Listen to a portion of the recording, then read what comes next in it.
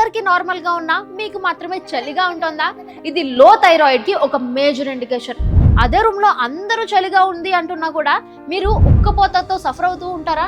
అయితే మీకు hyper thyroid ఉంది అనడానికి ఇది ఒక మేజర్ సిమ్టమ్. వీటితో పాటు పాదాలు చల్లగా అయిపోవడం, హెయిర్ ఫాల్, ఎనర్జీ లో అయిపోవడం, మూడ్ స్వింగ్స్ ఇవన్నీ మనం జనరల్ గా ఇగ్నోర్ చేసే సిమ్టమ్స్. కానీ వీటితో పాటు నేను ఇప్పుడు చెప్పిన వెదర్ ఇంటాలరెన్స్ కూడా ఉంటే మీరు అసలు ఇగ్నోర్ చేయకండి.